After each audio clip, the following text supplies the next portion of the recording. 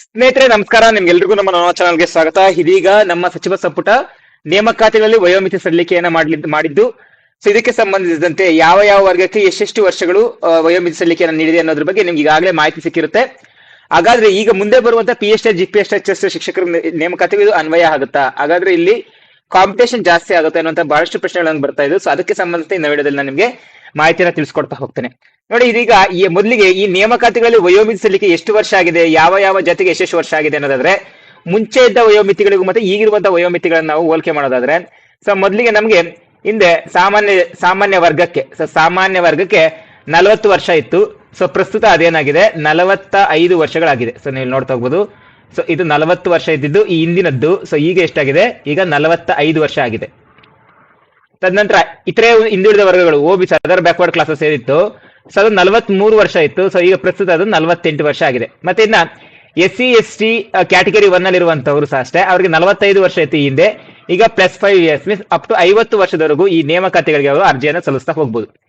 ಈಗ ಈ ನೇಮಕಾತಿಗಳ ಅರ್ಜಿ ಸಲ್ಲಿಸೋದ್ರಿಂದ ಸೊ ಇದು ನಮಗೆ ಎಲ್ಲಿವರೆಗೂ ಅನ್ವಯ ಆಗುತ್ತೆ, ಇದು ಡಿಸೆಂಬರ್ 2027 ಎಲ್ಲಾ ಅಧಿಸೂಚನೆಗಳಿಗೆ ಅನ್ವಯವಾಗುತ್ತೆ ಅಂತ ಅವರೇ ಕೊಟ್ಟಿದ್ದಾರೆ. ಅಂತಂದ್ರೆ ಈಗ ಇನ್ನ ನಾವು ಜನವರಿ 2026 ಇದ್ದೇವೆ. ಅಂದ್ರೆ 2 ವರ್ಷಗಳ ಕಾಲ ಇದು ಅನ್ವಯ ಆಗ್ತಾ ಹೋಗುತ್ತೆ, ಮುಂದಿನ 2 ವರ್ಷಗಳ ಕಾಲ. ಸೊ ಯಾಕೆ ಮುಂದಿನ 2 ವರ್ಷಗಳ ಕಾಲಕ್ಕೆ ಇದು ನಮ್ಗೆ ಅವಕಾಶ ಕೊಟ್ಟಿದ್ದಾರೆ ಅಂತಂದ್ರೆ, ಸೊ ಕರೋನಾ ಸಮಯದಲ್ಲಿ ಬಹಳಷ್ಟು ನೇಮಕಾತಿಗಳಾಗಿಲ್ಲ. ಆ ಒಂದು ಕಾರಣ ದೃಷ್ಟಿಕೋನವನ್ನು ಇಟ್ಕೊಂಡು ಈ ಒಂದು ನೇಮಕಾತಿ ಸಲ್ಲಿಕೆಯನ್ನು ಕೊಟ್ಟಿರುತ್ತದೆ. ಸೊ ಹಿಂದೆ 3 ವರ್ಷಗಳ ನೇಮಕಾತಿ ಸಲ್ಲಿಕೆಯನ್ನು ಮಾಡ್ತೀವಿ ಅಂತ ಹೇಳಿದ್ರು. ಸೊ ಇದೀಗ ಸತತ ಹೋರಾಟದ ನಂತರ ಇದೇನಾಗಿದೆ 5 ವರ್ಷ ಆಗಿದೆ. ಸೊ ಈಗ ಈ 5 ವರ್ಷಗಳ ವಯೋಮಿತಿ ಸಡಿಲಿಕೆ ಆಗಿರೋದ್ರಿಂದ ಇದು GPSTರ್ಗೂ ಅಥವಾ HSTR ಶಿಕ್ಷಕರ ನೇಮಕಾತಿಗೆ ಅನ್ವಯ ಆಗುತ್ತೆ ಅಂದ್ರೆ ಹೌದು, ಅನ್ವಯ ಆಗುತ್ತೆ. ಸೊ ಏನು ಮುಂದೆ ನಮ್ಮ ಶಿಕ್ಷಕರ ನೇಮಕಾತಿಗಳು ಆಗ್ತಾ ಇದಾವೋ ಅದಕ್ಕೂ ಸಹ ಇದು ಅನ್ವಯ ಆಗ್ತಾ ಹೋಗುತ್ತೆ. ಈ ಅನ್ವಯ ಆಗೋದ್ರಿಂದ ಸಾಮಾನ್ಯವಾಗಿ ಏನ್ ಜಾಸ್ತಿ ಆಗುತ್ತೆ ಅಂದ್ರೆ, ಸೊ ಅಪ್ಲಿಕೇಶನ್ಗಳ ಸಂಖ್ಯೆ ಜಾಸ್ತಿ ಆಗ್ಬೋದು ಅಷ್ಟೇ ಹೊರತು ಕಾಂಪಿಟೇಷನ್ ಜಾಸ್ತಿ ಆಗೋದಿಲ್ಲ. ಕಾರಣ ಏನು ಅಂತಂದ್ರೆ, ಈಗ ಎಷ್ಟು ನಮ್ಮಲ್ಲಿ ಕಾಂಪಿಟೇಷನ್ ಇದೆಯೋ ಅಷ್ಟೇ ಕಾಂಪಿಟೇಷನ್ ಇರುತ್ತೆ ಹೊರತು ಜಾಸ್ತಿ ವೇರಿಯೇಷನ್ಸ್ ಏನೂ ಆಗೋದಿಲ್ಲ. ಸೊ ಇದು ಕೇವಲ 5 ವರ್ಷ ವಯೋಮಿತಿ ಸಲ್ಲಿಕೆ ಕೊಡ್ತಾ ಇರೋದ್ರಿಂದ ಸೊ ಮೋರ್ ದೆನ್ 40 years ಅವ್ರು ಯಾರಿರ್ತಾರೋ ಸೊ ಅವರಿಗೆ ಒಂದು ಶುಭ ಸುದ್ದಿ ಅಂತಾನೆ ಹೇಳ್ಬೋದು. ಸೊ ಅವ್ರು ಏನ್ ಮಾಡ್ತಾ ಹೋಗ್ಬೋದು, ಈಗ ಅಪ್ಲೈನ ಮಾಡೋದಕ್ಕೆ ಇನ್ನ ಒಂದು 2-3 ವರ್ಷ ಅಪ್ಲೈ ಮಾಡೋದಕ್ಕೆ ಅವ್ರಿಗೊಂದು ಚಾನ್ಸಸ್ ಇರುತ್ತೆ. ಈಗ ಕಾಂಪಿಟೇಷನ್ ಎಷ್ಟಿರುತ್ತೆ ಹೇಗಿರುತ್ತೆ ಅನ್ನೋದು ನಮ್ಗೆ ಸಂಪೂರ್ಣವಾಗಿ ಒಟ್ಟು ಎಷ್ಟು ಜನ ಈ ಒಂದು TET ಯನ್ನ ಕ್ಲಿಯರ್ ಮಾಡಿದ್ದಾರೆ ಎನ್ನುವಂತ ಬೇಸಿಕ್ಸ್ ನಮ್ಗೆ ಸಿಗ್ತಾ ಹೋಗ್ಬೇಕಾಗುತ್ತೆ. ನನ್ನ ಮುಂದಿನ ವಿಡಿಯೋದಲ್ಲಿ ಸೊ ನಿಮಗೆ ಎಷ್ಟು ಜನ ಈಗಾಗಲೇ ಈ ಒಂದು TET ಪರೀಕ್ಷೆಯನ್ನ ಪಾಸ್ ಮಾಡಿದ್ದಾರೆ, ಎಷ್ಟು ಜನ ಈಗಾಗಲೇ ಅದರಲ್ಲಿ ಹುದ್ದೆಯಲ್ಲಿ ಇರಬಹುದು, ಎಷ್ಟು ನೇಮಕಾತಿ ಎಷ್ಟು ನಮಗೆ ಕಾಂಪಿಟೇಷನ್ ಇರ್ತಾ ಹೋಗುತ್ತೆ ಎಂಬುದರ ಬಗ್ಗೆ ಮಾಹಿತಿಯನ್ನು ನಾನು ಮುಂದಿನ ಒಂದು ವಿಡಿಯೋದಲ್ಲಿ ತಿಳಿಸ್ಕೊಡ್ತಾ ಹೋಗ್ತೇನೆ. ಬಟ್ ಆದ್ರೆ ನೀವೇನ್ ಮಾಡಬೇಕು, ನಿಮ್ಮ ಒಂದು ಪ್ರಿಪರೇಷನ್ ಬಿಡಬೇಡಿ.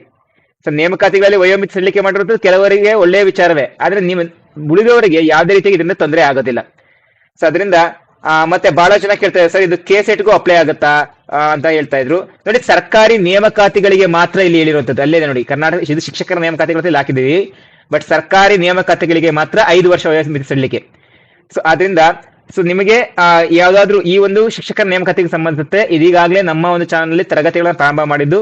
ಈಗಾಗಲೇ ಗಣಿತ ತರಗತಿಗಳನ್ನು ಆಲ್ರೆಡಿ ಪ್ರಾರಂಭ ಮಾಡಿದ್ದೇವೆ. 5th 6th ಮುಗಿದಿದ್ದು 7th ಮಾಡ್ತಾ ಇದ್ದೇವೆ. ಸೊ ನಿಮಗೆ GPSTR PSTR ಮತ್ತು HSTR ಗೆ ಈ ತರಗತಿಗಳು ತುಂಬಾ ಉಪಯುಕ್ತ ಆಗ್ತಾ ಹೋಗ್ತವೆ. ಅದಲ್ಲದೆ ಈಗಾಗಲೇ ನಾವು ಕಂಪ್ಯೂಟರ್ ತರಗತಿಗಳನ್ನ ಮುಗಿಸಿದ್ದು, ಅದರ ತರಗತಿಗಳು ಸಹ ನಾವು ಈಗಾಗಲೇ ಅದನ್ನ ಅಪ್ಡೇಟ್ಲಿ ಮುಗಿಸಿದ್ದೇವೆ. ಇನ್ನೇನು 1ರಿಂದ 2 ತರಗತಿಗಳು ಇರ್ಬೋದು. ಅವೆಲ್ಲದರ ಮಾಹಿತಿ ನೀವು ನಮ್ಮ ಚಾನಲ್ ನಲ್ಲಿ ಪಡ್ಕೊಳ್ತಾ ಹೋಗ್ಬೋದು, ಸಂಪೂರ್ಣವಾಗಿ ಉಚಿತವಾಗಿರ್ತವೆ. ಸೊ ಈ ನೇಮಕಾತಿಗಳಲ್ಲಿರುವಂತಹ ವಯೋಮಿತಿ ಸಲ್ಲಿಕೆಯಿಂದ ಯಾವುದೇ ರೀತಿಯಾಗಿ ತೊಂದರೆ ಆಗೋದಿಲ್ಲ. ಸೊ ಯಾವುದೇ ರೀತಿಯ ಕಾಂಪಿಟೇಷನ್ ಸಹ ಜಾಸ್ತಿ ಆಗೋದಿಲ್ಲ. ಸೊ ಏನೀಗಿದೆಯೋ ಅದೇ ಕಾಂಪಿಟೇಷನ್ ಇರುತ್ತೆ ಅಷ್ಟೇ. ಓಕೆನಾ? ಸೊ ಇದಿಷ್ಟು ಇವತ್ತಿನ ಮಾಹಿತಿ ಆಗಿತ್ತು ಸ್ನೇಹಿತರೆ. ಇನ್ನು ಮುಂದಿನ ಒಂದು ವಿಡಿಯೋದಲ್ಲಿ ಮತ್ತಷ್ಟು ಮಾಹಿತಿಗಳೊಂದಿಗೆ ಭೇಟಿ ಆಗ್ತಾ ಹೋಗ್ತೇನೆ. ಸೊ ನಿಮ್ಗೆಲ್ರಿಗೂ ಧನ್ಯವಾದಗಳು ಸ್ನೇಹಿತರೆ.